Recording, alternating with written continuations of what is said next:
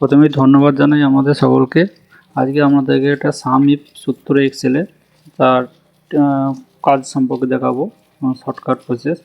ধরুন আপনার এরকম একটা ডেটা আছে, সেখানে ব্র্যান্ডের নাম আছে, কিছু প্রোডাকশানের নাম আর কিছু কোয়ান্টিটি আছে। আপনাকে পার্টিকুলার একটা কোনো প্রোডাকশানের নাম বলে যদি বলা হয় যে তার কত পিস কোয়ান্টিটি আছে স্টকে, সেটা বার করার জন্য কী সূত্রটা কীরকমভাবে অ্যাপ্লাই করতে হবে। আমি জাস্ট এরকম একটা শিট বানিয়ে রেখেছি, এর এইটার উপরে অ্যাপ্লাই করে আপনাকে দেখাও।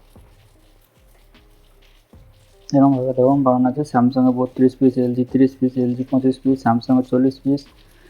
এবার আপনাকে যদি বলা হয় যে স্যামসাং বার করতে, তা স্যামসাং কত পিস আছে, than equal to some if bracket. এবার যে ব্র্যান্ডগুলো আছে, মানে যে প্রোডাক্টগুলো আছে সেইগুলো রোটা সিলেক্ট করবো, কমা, ডাবল কোলন, সেই ব্র্যান্ডের নামটা, যে ব্র্যান্ডটা বার করতে চাইছি ব্র্যান্ডের নামটা, ডাবল কোলন ক্লোজ, কমা।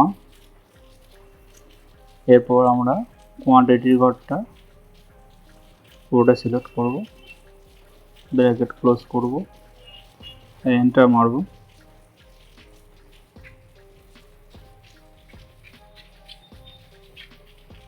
এই একই প্রসেসে অন্য কোনো ব্র্যান্ড বার করতে গেলে শুধু সেই ব্র্যান্ডের নামটা চেঞ্জ করে দেবেন।